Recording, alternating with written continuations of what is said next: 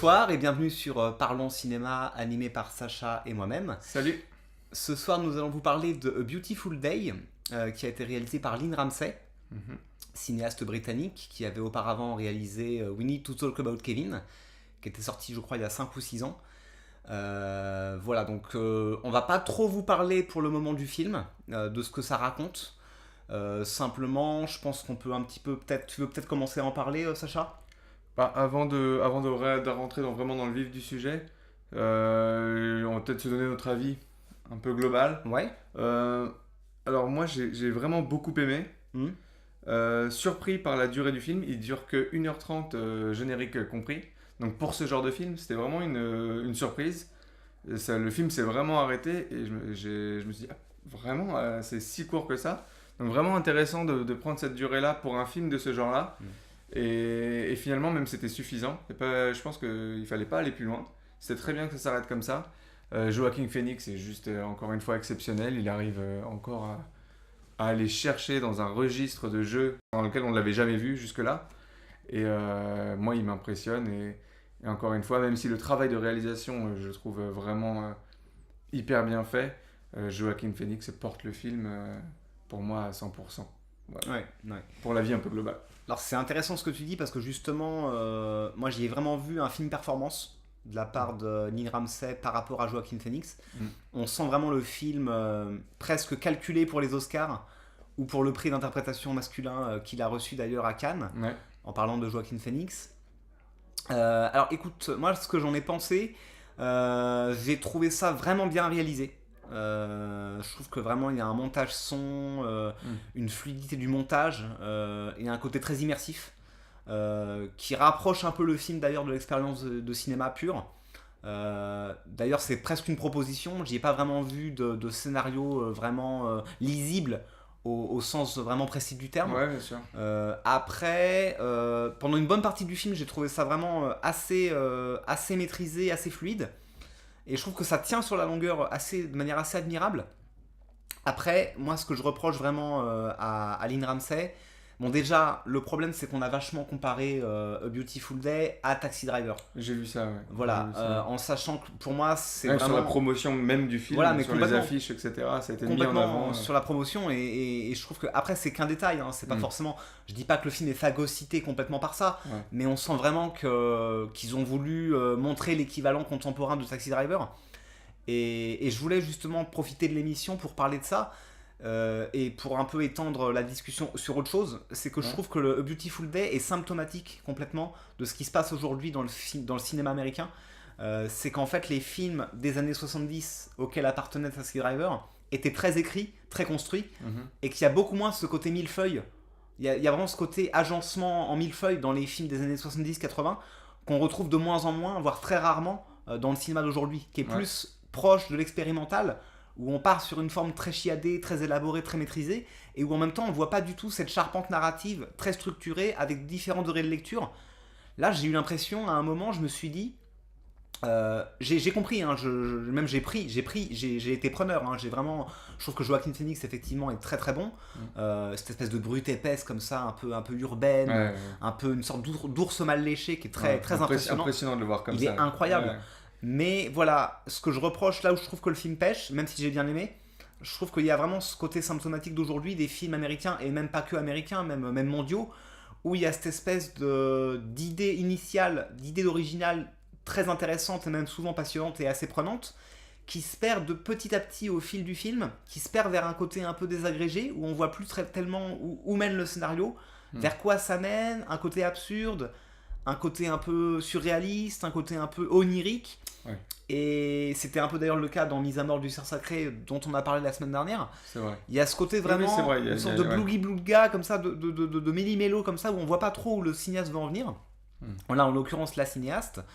Voilà. Après moi ce que j'ai beaucoup aimé, c'est je trouve que vraiment par rapport à son film précédent, We Need to Talk About Kevin, il y avait vraiment ce côté pareil, très incongru, un peu absurde, pas absurde mais très incongru, vraiment un peu sorti de nulle part, avec un côté très poseur aussi. Il y a ce côté un peu poseur, notamment dans les moins bons moments du film. Je trouve que Joaquin Phoenix montre qu'il fait une performance, montre que c'est un moment vraiment d'acting, vraiment où il joue son va-tout, vraiment, où il est vraiment. Et voilà, après moi la grosse qualité c'est vraiment je trouve que le film est vraiment étayé par son montage son.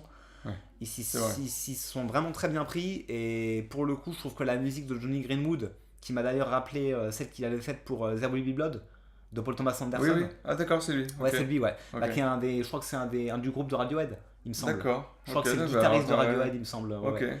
Et ouais, des nappes sonores un peu électro et un montage son, Ah, notamment mais même. dès l'entrée du film, c'est presque plus le son que le plan qui m'a mis dedans. Ouais. Là, vraiment, la première musique qui lance le film, je fais, ah ok, il y a une vraie ambiance, il y a Avec une un vraie écran noir. proposition. Ouais, il y a une vraie proposition, il y a un vrai truc. Et donc, oui, c'est vrai que le montage sonore est particulièrement bon. Ton avis est parfaitement juste sur plusieurs aspects, mais par contre, moi, je me suis quand même retrouvé devant un film. J'avais jamais, il me semble ne jamais avoir vu ce genre de film. Mm. C'est-à-dire que d'aspect, et même au niveau de l'écriture, il pourrait ressembler à plusieurs choses. Pour plusieurs choses, j'ai pensé au film Taken avec Liam Neeson, dans l'aspect D'accord. retrouver la fille, etc. Ce côté un peu. Tu me le conseilles parce Euh, que je l'ai pas vu en fait. le premier, oui, ceux d'après, peut-être moins. Et ça tourne un peu D'accord. en rond, la mécanique tourne un peu D'accord. en rond. Mais le premier Taken est un très bon film. Mais je trouve que justement, A Beautiful Day est peut-être le Taken que j'aurais aimé voir d'une certaine manière. D'accord. Alors après, c'est quand même très différent, mais dans les références, j'ai pensé à Taken et j'ai pensé aussi étrangement au dernier film semaine Marvel, Logan, D'accord. qui a ce rapport voilà, entre la brute. Vraiment, en regardant le film, je me suis même dit, ah mon dieu, Joaquin Phoenix ferait peut-être un très bon Wolverine. Bon, bref. Et justement, moi, ce que j'ai adoré, et c'est ce que je n'avais jamais vu justement dans un film comme Taken, qui est vraiment poussé dans l'action au maximum. Mm. Là, on est sur un film qui mélange brutalité pure et extrême poésie par moment. Mm. Et c'est intéressant parce que je retrouve aussi ça dans le personnage de Joe, qui est joué par Joaquin Phoenix.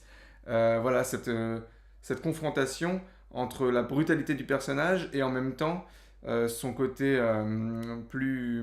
Taiseux. Ouais, et plus émotionnel. Mm.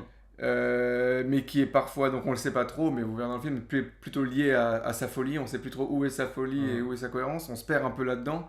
Et notamment, ça rejoint ce que tu disais à la fin. On est de plus en plus dans ce truc-là, et c'est peut-être ça qui te fait perdre un peu le fil du scénario, comme t'en parlais. Je suis pas systématiquement contre ça. Enfin, Ouais. je trouve que les films qui proposent une expérience un peu onirique, un peu sensorielle, bah, c'est très sensoriel. Il y a un travail sur la texture, le moment où il écrase les bonbons, le moment où le corps gratte par terre. On sent vraiment qu'il y a un côté très matériel. D'ailleurs, le bonbon, pour moi, c'était peut-être le truc en trop.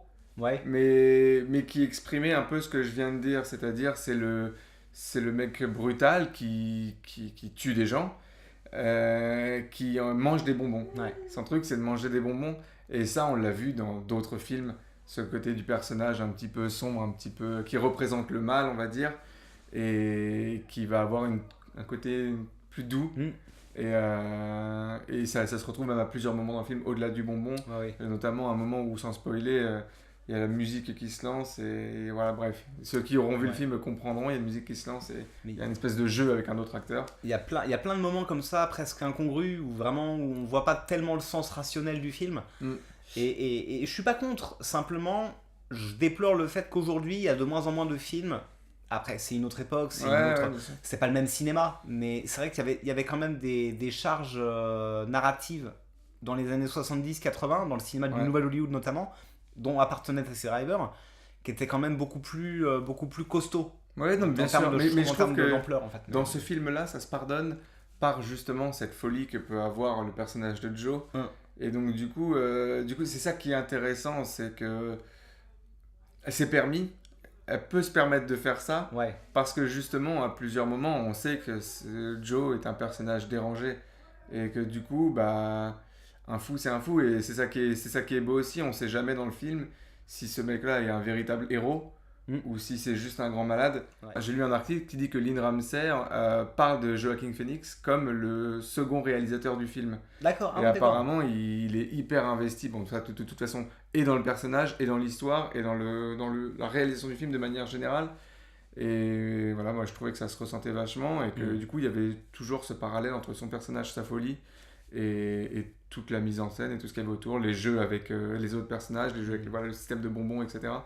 Enfin voilà. Puis la petite comptine, Ouais. tu faisais allusion à ça, Ouais, la ouais, petite carrément. comptine Ouais. qui est assez, un peu, qui surgit un peu de nulle part. Au final, ça reste un très bon film. Ouais. Non, Euh, en tout cas, c'est très bien réalisé. Enfin, c'est ouais. très bien réalisé. Il y a un style vraiment assez unique en son genre aujourd'hui. Mm. Mais après, voilà, c'est vrai que dans le cinéma d'auteur d'aujourd'hui, il y a quand même de plus en plus ce côté. On privilégie énormément la forme et le côté justement vide de sens, ou en tout cas débarrassé vraiment d'impératifs scénaristiques. Et moi, c'est surtout, ouais, c'est un peu la boutade, hein, mais c'est surtout la promo qui a été faite autour du Ouais, film bien que sûr. je trouve quand même assez racoleuse, on va dire, Ouais. pour employer un terme que j'emploie souvent. Ouais. Ok.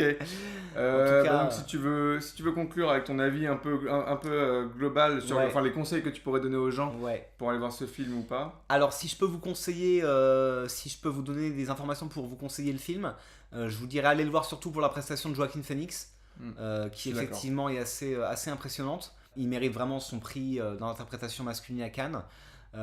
Et voilà, bah l'agencement formel que j'ai trouvé vraiment très propre et qui tient sur la longueur, encore une fois. Simplement, voilà, petit bémol sur l'ampleur du film, que je trouve un peu irrégulière, même si le film reste très efficace et immersif, ça c'est assez évident. Voilà, en tout cas, j'ai passé un bon moment. J'avais déjà passé un bon moment devant We Need to Talk About Kevin, qui était presque tout aussi trash, sans trop vous dévoiler le film, parce que le mieux c'est que vous alliez le voir. Et voilà, je te laisse donner ton avis. Ouais, bah carrément. Moi, je vous dis déjà, vous prendrez pas de risque parce que le film, je me répète, il dure 1h30. Donc, quoi qu'il arrive, pour 1h30, ça passe très vite. Et des films comme ça, aujourd'hui au cinéma, bah, il n'y en a pas tant que ça. Et donc, c'est important d'aller voir. Joaquin Phoenix est exceptionnel, encore une fois, transformation physique pour le rôle qui est juste dingue. Je sais que derrière, il va jouer Jésus-Christ au cinéma. J'ai hâte de voir encore une fois à quel point il va se transformer, à quel point il va se dépasser. Mais voilà, pour ça, les films très bien réalisés, très beaux. Il n'y a pas de raison de s'en priver. Si vous avez envie d'aller le voir, si ça vous tente, allez-y sans hésiter. Et nous, on se retrouve très bientôt pour une prochaine vidéo. Et on Tout à vous fait. dit à bientôt. Et bonne soirée à vous. Bonne soirée. Bye. Salut. Au revoir.